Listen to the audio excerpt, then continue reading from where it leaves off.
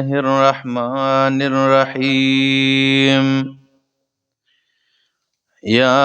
أيها المدثر قم فأنذر وربك فكبر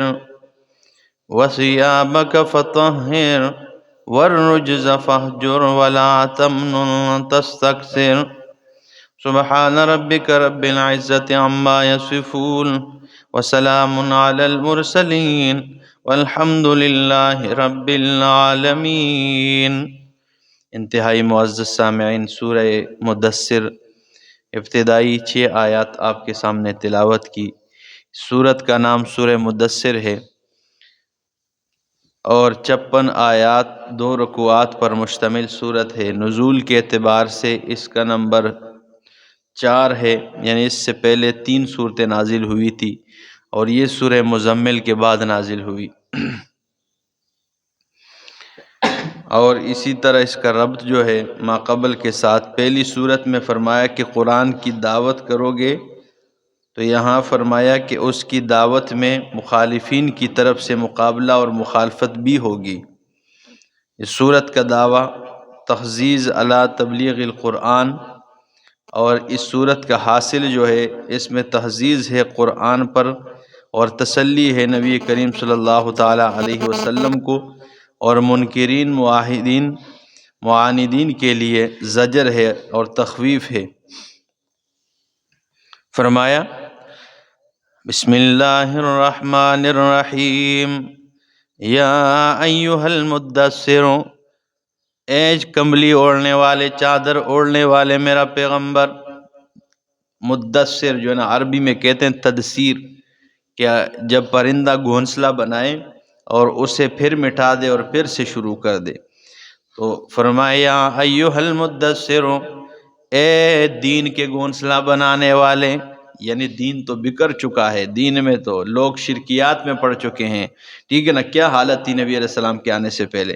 تو اے دین کے گھونسلہ بنانے والے، یا اے چادر اور کمبل اوڑھنے والے میرا پیغمبر، قم کھڑے ہو جائیے، فانذر اور ڈرائیے، وربک فکبر اور اپنے رب کے فکبر بڑائی بیان کیجئے۔ اب دیکھیں نا، وربک فکبر، پہلے یہ نہیں فرمایا کہ کبر ربک،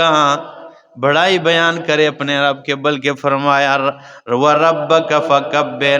اپنے رب کی ایک بڑائی بیان کرے۔ میرا پیغمبر ماحول تو یہ ہے کہ لات اور منات اور عزا اور حبل کی بڑائیاں بیان کی جا رہی ہے، ان کے چڑھاوے چڑھائے جا رہے ہیں، ان کے نام کی نظر و نیاز دی جا رہی ہے، لیکن جس ماحول میں لات اور منات اور عزا اور حبل اور نائلہ کی بڑائیاں بیان کی جاتی ہے، آپ نے اگر بڑائی بیان کرنی ہے تو رب العالمین کی بڑائی بیان کرنی ہے۔ وہ ماحول ایسا تھا نا، اس لیے اللہ نے تو فرمایا وَرَبَّكَ فَكَبِّرْ، کھڑے ہو جائیے، اور لیٹنے کا وقت ختم ہو گیا ہے، اب تو لیٹنے کا اور بیٹھنے کا وقت ختم ہو گیا، میرا پیغمبر کھڑے ہو جائیے، فَأَنذِرْ اور ڈرائیے، وَرَبَّكَ فَكَبِّرْ اور اپنے رب کی بڑائی بیان کریں، وَثِيَابَكَ فَطَهِّرْ اپنے کپڑوں کو پاک رکھیے، وَالرُّجْزَ فَاهْجُرْ اور فرمایا وَالرُّجْزَ فَاهْجُرْ گندگی سے ہمیشہ دور رہا کریں۔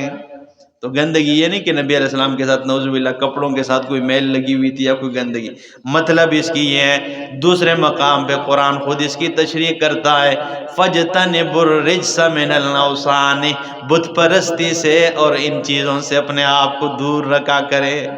ٹھیک ہے نا۔ تو دوسرے مقام پہ اس کی تفصیل موجود ہے، تو یہ مطلب ہے کہ اس جیسے یعنی شرک والی گندگی سے اپنے آپ کو پاک رکھا کریں، وَلَا تَمْنُن تَسْتَكْثِرْ اور میرا پیغمبر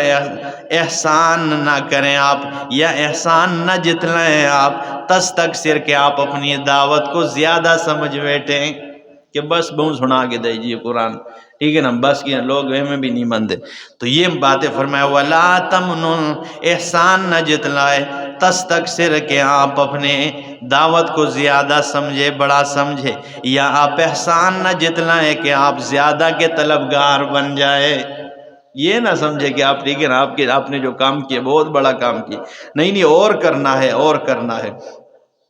مطلب یہ ہے، آسان سا معنی یہ ہے کہ سستی نہ ہے تیری دعوت میں، اس میں سستی نہ آئے، بس یہ دعوت دینی۔ وَلِرَبِّكَ فَاصْبِرْ، اور اپنے رب کے لیے فرمایا فَاصْبِرْ، صبر کیا کریں۔ فَإِذَا نُقِرَ فِي النَّاقُورِ، پس جب پھونکا جائے گا فی الناقور، اس سور میں، اس بانسری میں، ٹھیک ہے، ناقور اسے کہتے ہیں جس میں اسرافیل علیہ السلام کو، تو فرمایا جب اس میں پھونکا جائے گا، فَذَلِكَ يَوْمَئِذٍ، پس یہ اس دن یوم عاصر، یہ دن جو ہے بڑا سخت دن ہوگا، عَلَى الْكَافِرِينَ غَيْرُ يَسِيرٍ، کافرین پر یعنی کافروں پر غیر یسیر، آسان نہیں ہوگا، یہ بہت سخت دن ہوگا اور کافروں پر یہ آسان نہیں ہوگا۔ آگے اللہ نے فرمایا ذرنی ومن خلقت وحیدا، چھوڑ دے مجھے، اللہ فرماتے ہیں چھوڑ دے مجھے، ومن خلقت وحیدا، اور اسے بھی چھوڑ دے جسے میں نے اکیلا تنہا پیدا کیا ہے۔ علماء فرماتے ہیں اس سے مراد جو ہے نا، یا جب ابتداءً بچہ ہوتا ہے، یعنی اللہ فرماتے ہیں لفظ قرآن نے وہ استعمال کیا ہے جو دونوں معنوں کے کو شامل ہو۔ قرآن کی فصاحت ذرا دیکھیے، دونوں معنوں کو شامل ہے، یعنی یا تو بچہ، تو اب معنی بنے گا اللہ فرماتے چھوڑ دے مجھے اور جسے میں نے پیدا کیا، وحیدہ، اکیلا، یعنی جب بچہ پیدا ہوتا ہے نا اس کے ساتھ کپڑے ہوتے ہیں، اس کے ساتھ کچھ بھی نہیں ہوتا ہے، تنہا پیدا ہو جاتا ہے، فرمایا مجھے چھوڑ دے اس کو جو میں نے اکیلا پیدا کیا ہے۔ یا دوسرا معنی مجھے چھوڑ دیں ومن خلقت وحیدا، اور جسے میں نے پیدا کیا اکیلا، یعنی اس کے پیدا کرنے کے وقت میرے ساتھ کوئی بھی شامل نہیں تھا، میں اکیلے نے اسے پیدا کیا، ٹھیک ہے نا۔ آگے فرمایا وَجَعَلْتُ لَهُ مَالًا مَمْدُودًا، اور بنایا میں نے اس کے لیے مالا ممدودا، مال پھیلا ہوا مال، ممدودہ لمبا مال، تو لمبے مال کا مطلب کیا ہے، پھیلا ہوا مال بنایا۔ وَبَنِينَ شُهُودًا، اور بیٹے بنائے اس کے لیے، شہوداً، جو ہر وقت حاضر باش رہے۔ علماء فرماتے ہیں یہ اشارہ ہے ولید ابن مغیرہ کی طرف۔ خالد ابن ولید رضی اللہ عنہ کے والد جو تھے بہت مالدار تھا، 10 بیٹے تھے اس کے، اور 10 بیٹے وہ تھے جو 10 کے 10 کاروباری تھے اور ہر وقت حاضر باش، ٹھیک ہے، لیکن پھر بھی کافر تھا۔ تو یہ اس کی طرف اشارہ ہے کہ چھوڑ دو جس کو میں نے اکیلے پیدا کیا، ٹھیک ہے نا، اور اس کے پاس کچھ بھی نہ تھا، لیکن آج کیا ہے، جعلت له مالا ممدودا، میں نے اس کے لیے پھیلا ہوا مال بنایا ہے۔ وبنین شہودا، اور بیٹے بنائے، شہودا، جو ہر وقت حاضر باش رہے۔ ومہدت له تمہیدا، اور اللہ فرماتے میں نے اس کے لیے تیار کیا ہے، تمہیدا، تیار کرنا، اللہ اکبر۔ یہ جو ہے نا ولید ابن مغیرہ اس سے مراد ہے، اور میں نے اس کے لیے سامان راحت اور ہموار کیا ہے۔ ثم یطمع ان ازیدا، اور پھر اللہ فرماتے ہیں یہ طمع کرتا ہے، ان ازیدا، یہ کہ اسے اس سے بھی زیادہ ملنے والا ہے، کیونکہ وہ کہتے ہیں نا لا یملأ بطن ابن آدم الا التراب، یہ بھرتا نہیں ہے نا، ابن آدم کا پیٹ جو ہے نا یہ صرف مٹی سے بھرے گا، جب یہ مر جائے گا نا تب، ویسے تو اس کی فطرت یہ ہے، فطرت انسانی کی، یہ بھرتا نہیں۔ تو اللہ فرماتے ہیں اتنا کچھ دیا ہے، ثم یطمع، پھر یہ طمع کرتا ہے، انا ازیدہ، یہ کہ اسے زیادہ مل جائے گا۔ کلا، ہرگز نہیں، انہو کان لآیاتنا عنیدا، بے شک یہ ہماری آیتوں کا عنیداً دشمنی کرنے والا ہے، ٹھیک ہے نا، یہ تو میری آیات کا دشمن ہے، ٹھیک ہے۔ آگے فرمایا سأرہقہ صعودا، اللہ فرماتے ہیں ان قریب ہم چڑھائیں گے اسے، صعوداً، چڑھائی پر چڑھانا، یعنی ایک تو یہ آگ میں ہوگا اور دوسرا جہنم کے آگ والی پہاڑی پر اسے چڑھایا جائے گا۔ ایک گرمی کا موسم ہو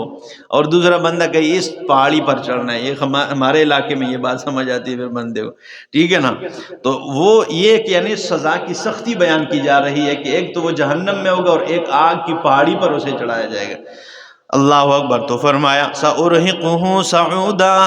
ہم انہیں چڑھائیں گے ان قریب، صعودا، آگ کی پہاڑی پر چڑھانا۔ انہو فکرا،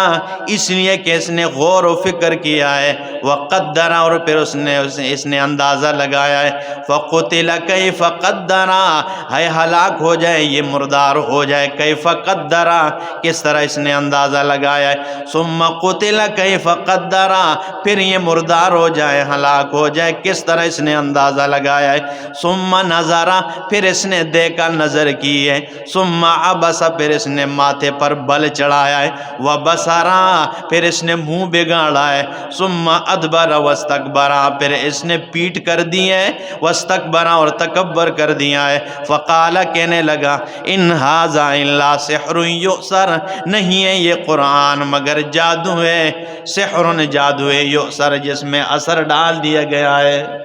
اور آگے کیا کہنا ہے، ان ھذا الا قول البشر، نہیں ہے یہ مگر بشر کا ان کلام نہیں ہے۔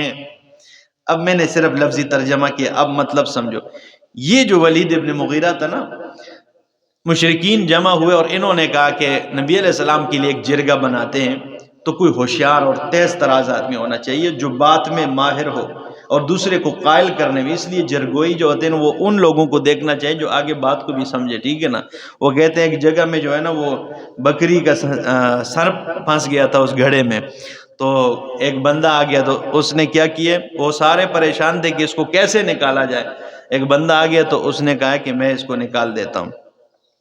پہلے بکری کا سر کاٹ دیا، ٹھیک ہے نا، سر اندر چلا گیا، اور اس کے بعد اس گڑے کو توڑ دیا اور اس کا سر باہر نکال دیا، اور کہنے لگا کہ اگر میں نہ ہوتا تو تمہارے مسائل کون حل کرتا۔ تو ایسے جرگوئی بھی نہ ہو کہ آگے سب کچھ کیا کر دے، بگاڑ دے، ٹھیک ہے نا۔ تو جرگوئی ان لوگوں کو تلاش کرنا چاہیے جو آگے دوسروں کو قائل کرنا جانتا ہو اور بات کرنے کا سلیقہ اس کے پاس ہو۔ تو انہوں نے کیا کہا ہے کہ ولید ابن مغیرہ یہ ایک تو مالدار آدمی تھا، ٹھیک ہے نا، اور مالداروں کی ویسے بھی پھر چلتی ہے، اور دوسری بات یہ کہ یہ حقیقتاً یہ تیز تراز آدمی تھا۔ تو اس سے کہا ہے کہ تو جا اور اس کے ساتھ کوئی مذاکرات کر لے، کوئی بات کر لے کہ بھائی تو کیا چاہتا ہے۔ تو یہ ولید ابن مغیرہ نبی علیہ السلام کے پاس آیا، اور یہ حدیث کی کتب میں یہ واقعہ بارہا کئی کتابوں میں موجود ہے۔ جب یہ آیا نبی علیہ السلام کے پاس تو اس نے کہا بھتیجا تو کیا چاہتا ہے، اگر تو شادی کرنا چاہتا ہے نا تو عرب کی حسین و جمیل عورت سے تجھے شادی کرنے کے لیے، تیری شادی کرنے کے لیے ہم تیار ہیں، اور اگر تو مال دولت چاہتا ہے تو ہمارے سارے مال دولت اور خزانے ہم تیرے جھولی میں ڈالنے کو تیار ہیں، اور اگر تو جو ہے نا سرداری چاہتا ہے تو آج سے میں اعلان کرتا ہوں کہ تو ہمارا سردار ہے، لیکن یہ جو تو بیان کرتا ہے نا قرآن، اس میں تھوڑی نرمی کر دے۔ مسئلہ توحید میں نرمی چاہتے تھے، کلو وشربو، کھانے پینے میں وہ نرمی نہیں چاہتے تھے، مسئلہ توحید والی آیات میں کہ یہ نہیں سنتے ہیں، ان معاملات میں تھوڑی سی نرمی کر۔ نبی علیہ السلام نے فرمایا تیرے پاس ٹائم ہے؟ تو اس نے کہا جی میں ٹائم تو لے کے آیا ہوں۔ نبی علیہ السلام نے قرآن سنانا شروع کر دیا، اور پھر پیغمبر پاک صلی اللہ علیہ وسلم نے جب قرآن سنایا ہوگا تو کیا سما، نبی علیہ السلام نے جب تلاوت شروع کر دی تو احادیث کی کتب میں ہے کہ یہ اس انداز میں بیٹھا ہوا تھا ایسے، اور سن رہا تھا پیغمبر پاک صلی اللہ تعالی علیہ وسلم نے پوری سورہ حامیم سجدہ سنا لی ہے، اور یہ سن رہا تھا۔ اس کے بعد یہ خاموشی سے اٹھا، جب نبی علیہ السلام نے اپنی تلاوت ختم کی فرمایا میں یہ چاہتا ہوں، معنی مفہوم تو وہ سمجھتے، اہل لسان تھے اور عرب تھے۔ یہ اٹھ کے چلا گیا، جب گیا تو ابو جہل اینڈ کمپنی سب انتظار میں، ہاں جی کیا بتا کے کیا کہہ کے آیا ہے۔ یہ کہنے لگا واللہ انی سمعت من محمد کلاما، اللہ کی قسم ہے میں نے محمد اپنے بھتیجے سے کیسا کلام سنا ہے، ما ہوا من کلام الانس، وہ انسانوں کا کلام نہیں ہے، ولا من کلام الجن، و جنات کا کلام نہیں ہے، انہو لیعلی، ان اسمر اعلاہ لمسمر، ایسا کلام ہے جس کی شاخیں بڑی پلدار ہے، وَإِنَّ أَسْفَلَهُ لَمُغْدَقٌ، ایسا کلام ہے کہ جس کی جڑیں بڑی مضبوط ہیں، انہو لیعلو، وہ اونچا کلام ہے، بلند کلام ہے، وَلَا يُعْلَى عَلَيْهِ، اس پر کوئی کلام حاوی اور غالب کوئی نہیں ہے، ما ہوا قول البشر، میں اس نتیجے پر پہنچا ہوں کہ وہ بشر کا کلام نہیں ہے، ہمارے بھتیجے کا دعویٰ سچا ہے کہ وہ اللہ رب العالمین کا کلام ہے۔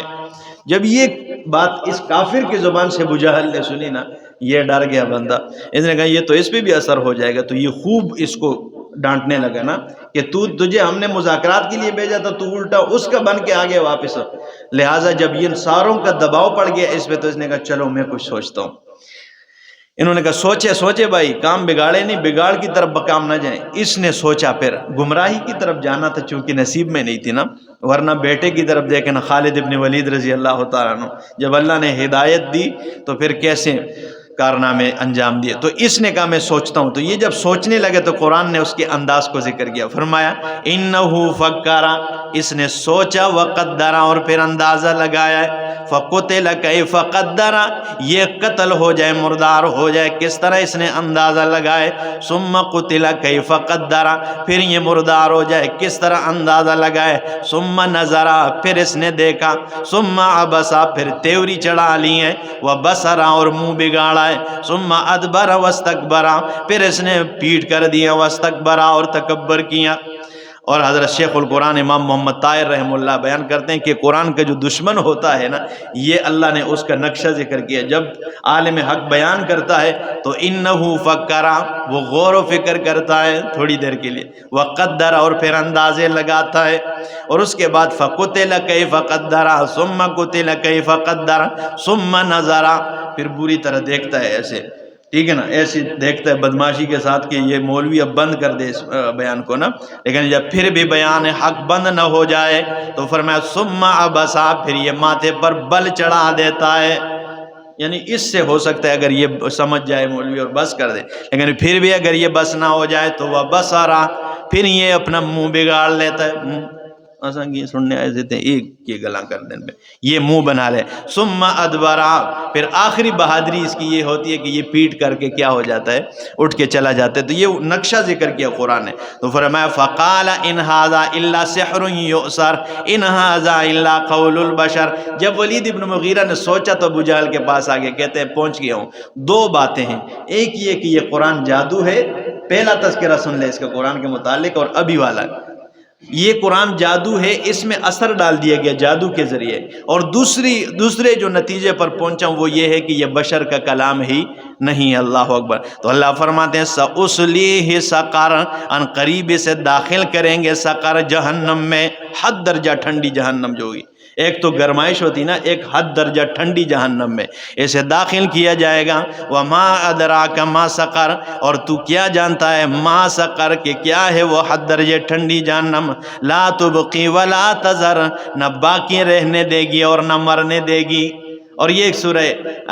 سبح اسم ربک جو نماز میں پڑھی اس میں بھی آیت کی طرف اشارہ ہے، لا یموت فیہا ولا یحیا، اس میں نہ موت ہوگی اور نہ زندگی ہوگی، زندگی نہ ہوگی اور موت بھی نہیں ہوگی اس میں، ٹھیک ہے نا۔ تو فرمایا لا تبقی ولا تذر، وہ ایسی جہنم ہے جس میں نہ باقی رہنے دے گی وہ نہ مرنے دے گی، لواحۃ للبشر، کھینچ کر جلانے والی ہوگی چمڑے کو، علیہا 19، اور ان پر 19 فرشتے اللہ نے مقرر کیے ہوں گے،